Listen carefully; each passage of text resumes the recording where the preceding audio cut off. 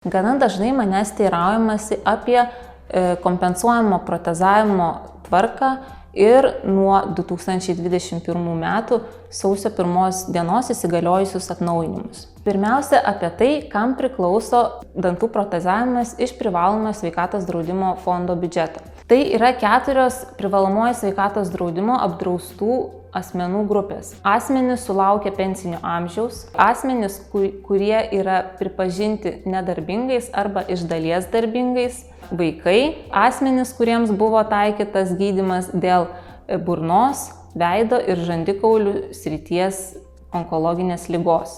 Taigi, nuo ko pradėti? Pirmiausiai, asmenys atitinkančius visus šitus kriterijus turi kreiptis ir į pirminės sveikatos priežiūros centro, kur yra prisirašę gydytojo odontologą. Saulės šeimos centro gydytojos odontologės įvertinusios burnos būklę užpildysime dokumentus informacinėje sistemoje. To paties vizito metu pacientui išduodamas informacinis pranešimas apie teisę gauti dantų protezavimo paslaugą, suteikimą arba nesuteikimą. Paprastai tariant, jūs žinosite iš karto, ar gaunate teisę į dantų protezavimą ar ne. Nauja yra tai, kad teisė į dantų protezavimą iš privalomojo sveikatos draudimo fondo biudžeto yra suteikiama iš karto užpildžius dokumentus ir gavus informacinį pranešimą. Nuo šio informacinio pranešimo išdavimo datos protezavimo darbai turi būti atlikti per 3 metus. Nespėjus tuo pasinaudoti, reikės vėl kreiptis į gydytojo odontologą, kad būtų užpildyti dokumentai registravimui sistemai.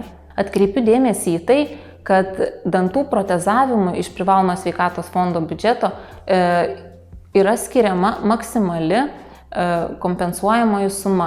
Daugelio atveju šiuo metu tai yra apie 560 eurų.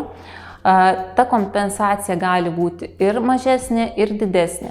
Kokia tiksliai kompensacija pacientui priklauso, aptariama vizito pas gydytojo odontologą metu. Dantų protezavimo išlaidoms viršijus nustatytą kompensuojamą sumą, likusią dalį pacientas turi susimokėti pats. Dar vienas svarbus dalykas – dantų protezavimo paslaugos kompensuojamos iš privalomo sveikatos draudimo fondo biudžeto gali būti atliekamos tik įstaigose turinčiose sutartį su teritorinė ligonių kasa.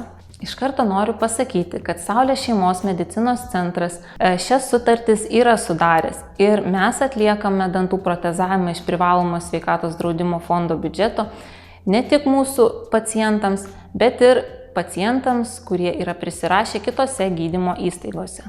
Mūsų kvalifikuota gydytojo odontologų komanda, įvertinusi paciento burnos būklę, išklausiusi lūkesčius, aptars ir parinks optimalų protezavimo būdą. Mes protezuojame įvairių konstrukcijų išimamais, pilnais ir daliniais protezais, taip pat fiksuotais, tai yra vainikėliais ir tiltais. Taigi dar kartą noriu pabrėžti, kad nebelieka dantų protezavimo eilės, nebereikia laukti pranešimų iš teritorinės ligonių kasos. Nustačius dantų protezavimo pagrįstumą, asmuo iš karto užregistruojamas dantų protezavimo paslaugoms gauti, gauna teisę į kompensuojamą protezavimą ir protezavimo darbus galima pradėti tuojau pat.